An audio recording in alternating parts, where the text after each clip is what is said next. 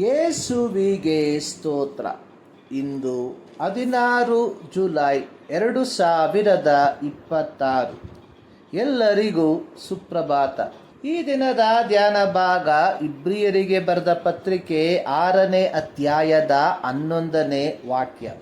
ನೀವು ಉಪಚಾರ ಮಾಡುವುದರಲ್ಲಿ ಯಾವ ಆಸಕ್ತಿಯನ್ನು ತೋರಿಸಿದ್ದೀರೋ ನಿಮ್ಮ ನಿರೀಕ್ಷೆ ದೃಢ ಮಾಡಿಕೊಂಡು ಕಡೆ ತನಕ ಹಿಡಿಯುವುದರಲ್ಲಿ ನಿಮ್ಮಲ್ಲಿ ಪ್ರತಿಯೊಬ್ಬರೂ ಅದೇ ಆಸಕ್ತಿಯನ್ನು ತೋರಿಸಬೇಕೆಂದು ಅಪೇಕ್ಷಿಸುತ್ತೇನೆ.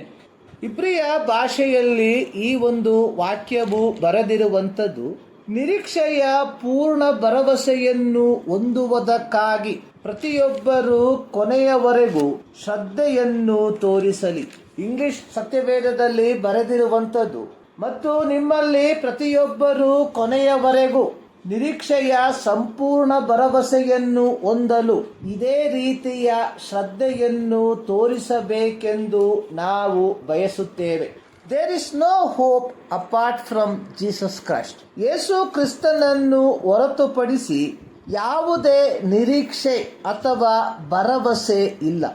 ಯಹೂದ್ಯ ಅಧಿಕಾರಿಗಳು ಪೇತ್ರ ಯೋಹಾನರನ್ನು ಹಿಡಿಸಿ ಮರುದಿವಸ ಅವರನ್ನು ಮಹಾಯಾಜಕರ ಹಾಗೂ ಹಿರಿಯರ ಶಾಸ್ತ್ರಿಗಳ ಮುಂಭಾಗದಲ್ಲಿ ನಿಲ್ಲಿಸಿ, ನೀವು ಎಂಥ ಶಕ್ತಿಯಿಂದ ಇಲ್ಲವೇ ಎಂಥ ಹೆಸರಿನಿಂದ ಆ ಹುಟ್ಟುಗುಂಟನನ್ನು ಸ್ವಸ್ಥಪಡಿಸಿದ್ದೀರಿ ಎಂದು ಕೇಳಲು, ಪೇತ್ರನು ಪವಿತ್ರಾತ್ಮ ಭರಿತನಾಗಿ ನೆರೆದು ಬಂದಿದ್ದ ಯಹೂದ್ಯ ಧಾರ್ಮಿಕ ನಾಯಕರುಗಳಿಗೆ, ಹಿರಿಯರೇ, ಒಬ್ಬ ಅಂಗಹೀನನಿಗೆ ಆದ ಉಪಕಾರದ ವಿಷಯದಲ್ಲಿ ಅವನಿಗೆ ಯಾತರಿಂದ ನೆಟ್ಟಗಾಯಿತು ಎಂಬುದಾಗಿ ನಮ್ಮನ್ನು ಈ ಹೊತ್ತು ವಿಚಾರಣೆಗೆ ಮಾಡುವುದಾದರೆ, ನಿಮ್ಮೆಲ್ಲರಿಗೂ ಇಸ್ರಾಯೇಲ್ ಜನರೆಲ್ಲರಿಗೂ ತಿಳಿಯಬೇಕಾದದ್ದೇನೆಂದರೆ, ನೀವು ಶಿಲುಬೆಗೆ ಹಾಕಿಸಿದಂಥ ನಜರೇತಿನ ಯೇಸು ಕ್ರಿಸ್ತನ ಹೆಸರಿನಿಂದಲೇ ಈ ಮನುಷ್ಯನು ನಿಮ್ಮೆದುರಿನಲ್ಲಿ ಸ್ವಸ್ಥವಾಗಿ ನಿಂತಿರುತ್ತಾನೆ. ಅಪೊಸ್ತಲರ ಕೃತ್ಯ 4ನೇ ಅಧ್ಯಾಯ 1-10 ವಾಕ್ಯ. ಮುಂದುವರೆಸಿ ಪೌಲನು ಹೇಳಿರುವಂಥದ್ದು, ಬರಬೇಕಾದ ರಕ್ಷಣೆಯು ಇನ್ನಾರಲ್ಲಿಯೂ ಸಿಕ್ಕುವುದಿಲ್ಲ. ಆ ಹೆಸರಿನಿಂದಲೇ ಹೊರತು ಆಕಾಶದ ಕೆಳಗೆ ಮನುಷ್ಯರೊಳಗೆ ಕೊಡಲ್ಪಟ್ಟಿರುವ ಬೇರೆ ಯಾವ ಹೆಸರಿನಿಂದಲೂ ನಮಗೆ ರಕ್ಷಣೆಯಾಗುವುದಿಲ್ಲ. ಯೆಹೋವ ದೇವರು ಯೇಸು ಕ್ರಿಸ್ತನನ್ನು ಲೋಕದ ರಕ್ಷಕನನ್ನಾಗಿ ನೇಮಿಸಿದನು. ಯೇಸುವಿನ ಜನನದ ನಂತರ ಹೊಲದಲ್ಲಿ ಕುರುಬರಿಗೆ ಪ್ರತ್ಯಕ್ಷನಾದ ದೇವದೂತನು ಹೇಳಿದ್ದು, ಇವತ್ತು ನಿಮಗೋಸ್ಕರ ದಾವೀದನೂರಲ್ಲಿ ಒಬ್ಬ ರಕ್ಷಕನು ಹುಟ್ಟಿದ್ದಾನೆ, ಆತನು ಕರ್ತನಾಗಿರುವ ಕ್ರಿಸ್ತನೇ. ಲೂಕ 2:8-11 ವಾಕ್ಯ.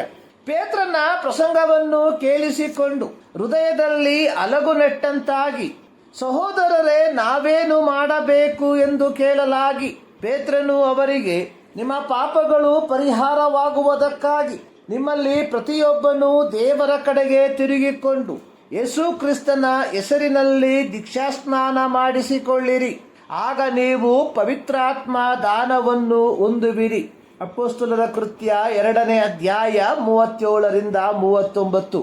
ಅಲ್ಲಿಯವರೆಗೆ ದೋಷ ಪರಿಹಾರಕ ಯಜ್ಞಗಳ ಮೂಲಕ ಮಾತ್ರ ಪಾಪ ಪರಿಹಾರವಾಗುವುದು ಎಂಬ ನಿಯಮವು ಚಾಲ್ತಿಯಲ್ಲಿರುವಾಗ, ಪೇತ್ರನು ಪ್ರಸಂಗಿಸಿದ್ದು ನಿಮ್ಮ ಪಾಪಗಳು ಪರಿಹಾರವಾಗುವುದಕ್ಕಾಗಿ ನಿಮ್ಮಲ್ಲಿ ಪ್ರತಿಯೊಬ್ಬರೂ ದೇವರ ಕಡೆಗೆ ತಿರುಗಿಕೊಂಡು ಯೇಸು ಕ್ರಿಸ್ತನ ಹೆಸರಿನಲ್ಲಿ ದೀಕ್ಷಾಸ್ನಾನ ಮಾಡಿಸಿಕೊಳ್ಳಬೇಕು ಎಂಬುದಾಗಿ. ಅಂದು 3,000 ಜನರು ದೀಕ್ಷಾಸ್ನಾನ ಮಾಡಿಸಿಕೊಂಡರು. ಅಪೊಸ್ತಲರ ಕೃತ್ಯ 2ನೇ ಅಧ್ಯಾಯದ 41ನೇ ವಾಕ್ಯ. ತದನಂತರದ ದಿನಗಳಲ್ಲಿ 5,000 ಮಂದಿ, ಹೀಗೆ ಸಂಖ್ಯೆ ಬೆಳೆಯುತ್ತಾ ಹೋಯಿತು. ಅಪೊಸ್ತಲರ ಕೃತ್ಯ 4ನೇ ಅಧ್ಯಾಯದ 4ನೇ ವಾಕ್ಯ. ರಕ್ಷಣೆಯನ್ನು ಹೊಂದಿಕೊಂಡ ಯಹೂದ್ಯರು ಯೇಸು ಕ್ರಿಸ್ತನ ಮೂಲಕ ಮಾತ್ರವೇ ರಕ್ಷಣೆ ಎಂಬುದನ್ನು ಗ್ರಹಿಸಿಕೊಂಡಿದ್ದರು. ಕಾಲಾಂತರದಲ್ಲಿ ಅಪೊಸ್ತಲರ ಬೋಧನೆಗಳ ಮೂಲಕ ಕ್ರಿಸ್ತ ನಂಬಿಕೆಯಲ್ಲಿ ಬಂದಂತಹ ಯಹೂದ್ಯರಲ್ಲಿ ಕೆಲವರು ತಮ್ಮ ಯಹೂದ ಪಾರಂಪರ್ಯಕ್ಕೆ ಮರಳಲು ತೀರ್ಮಾನಿಸಿ ಕೃಪೆಯಿಂದ ಹೊಂದಿಕೊಂಡಿದ್ದ ರಕ್ಷಣೆಯನ್ನು ನಷ್ಟಪಡಿಸಿಕೊಳ್ಳುವ ಹಾದಿಯಲ್ಲಿ ಸಾಗುತ್ತಿರುವುದನ್ನು ಕಂಡ ಇಬ್ರಿಯ ಗ್ರಂಥಕರ್ತವು ಹಿಂಜಾರಿ ಹೋಗುತ್ತಿರುವ ಯಹೂದಿ ಕ್ರೈಸ್ತರಿಗೆ ಪ್ರಬೋಧಿಸುತ್ತಿರುವಂಥದ್ದು, ನಿಮ್ಮ ನಂಬಿಕೆಯ ನಿರೀಕ್ಷೆಯು ದೃಢವಾಗುವಂತೆ ನಿಮ್ಮಲ್ಲಿ ಪ್ರತಿಯೊಬ್ಬರು ಕೊನೆಯವರೆಗೂ ನಿರೀಕ್ಷೆಯ ಸಂಪೂರ್ಣ ಭರವಸೆಯನ್ನು ಹೊಂದಲು ಆಸಕ್ತಿಯನ್ನು ತೋರಬೇಕು. ಪೌಲನು ರೋಮಾಪುರದ ದೇವಜನರಿಗೆ ಬರೆದಿರುವಂಥದ್ದು, ನಾವು ಈಗ ನೆಲೆಗೊಂಡಿರುವ ದೇವರ ಕೃಪಾಶ್ರಯದಲ್ಲಿ ಆತನ ಮುಖಾಂತರವೇ ನಂಬಿಕೆಯಿಂದ ಪ್ರವೇಶವಾಯಿತು ಮತ್ತು ದೇವರ ಮಹಿಮೆಯನ್ನು ಹೊಂದುವೆವೆಂಬ ಭರವಸದಿಂದ ಉಲ್ಲಾಸವಾಗಿದ್ದೇವೆ. ಇದು ಮಾತ್ರವಲ್ಲದೆ ನಮಗೆ ಉಂಟಾಗುವ ಉಪದ್ರವಗಳಲ್ಲಿಯೂ ಉಲ್ಲಾಸವಾಗಿದ್ದೇವೆ. ಯಾಕೆಂದರೆ ಉಪದ್ರವದಿಂದ ತಾಳ್ಮೆ ಹುಟ್ಟುತ್ತದೆ, ತಾಳ್ಮೆಯಿಂದ ಅನುಭವ ಸಿದ್ಧಿ ಹುಟ್ಟುತ್ತದೆ, ಅನುಭವದಿಂದ ನಿರೀಕ್ಷಣ ಹುಟ್ಟುತ್ತದೆಂದು ಬಲ್ಲೆವು. ಈ ನಿರೀಕ್ಷೆಯು ನಮ್ಮ ಆಶೆಯನ್ನು ಭಂಗಪಡಿಸುವುದಿಲ್ಲ. ರೋಮಾಪತ್ರಿಕೆ 5ನೇ ಅಧ್ಯಾಯದ 2-5 ವಾಕ್ಯ. ಪ್ರೀತಿಯ ದೇವಜನರೇ, ನಾವು ಕರೆಯಲ್ಪಟ್ಟಿರುವಂಥದ್ದು ಈ ಒಂದು ನಿರೀಕ್ಷೆಗಾಗಿ. ರೋಮಾಪತ್ರಿಕೆ 8ನೇ ಅಧ್ಯಾಯದ 18ನೇ ವಾಕ್ಯದಲ್ಲಿ ಪೌಲನು ಬರೆದಿರುವಂಥದ್ದು, ನಮಗೋಸ್ಕರ ಮುಂದಿನ ಕಾಲದಲ್ಲಿ ಪ್ರತ್ಯಕ್ಷವಾಗುವ ಮಹಿಮಾ ಪದವಿಯನ್ನು ಆಲೋಚಿಸಿ ಈಗಿನ ಕಾಲದ ಕಷ್ಟಗಳು ಅಲ್ಪವೇ ಸರಿ ಎಂದು ಎಣಿಸುತ್ತೇವೆ. ಅತ್ಯಂತ ಖೇದಕರವಾದದ್ದು ಅಂದರೆ ಕ್ರೈಸ್ತರೆಂದು ಕರೆಸಿಕೊಳ್ಳುವವರು ಯಹೂದ್ಯರ ರೀತಿಯಲ್ಲಿಯೇ ಐಹಿಕ ಸಾಮ್ರಾಜ್ಯಕ್ಕಾಗಿ ಅಥವಾ ಲೌಕಿಕ ಮೇಲುಗಳಿಗಾಗಿ ಯೇಸು ಕ್ರಿಸ್ತನನ್ನು ಕರೆಯುತ್ತಿರುವಂಥದ್ದು ಶೋಚನೀಯವೇ ಸರಿ. ಈ ಮುಂಜಾನೆಯಲ್ಲಿ ಸರ್ವಶಕ್ತನಾದ ದೇವರು ಈ ಅಧ್ಯಯನದ ಮೂಲಕ ನಿಮ್ಮನ್ನು ಆಶೀರ್ವದಿಸಲಿ.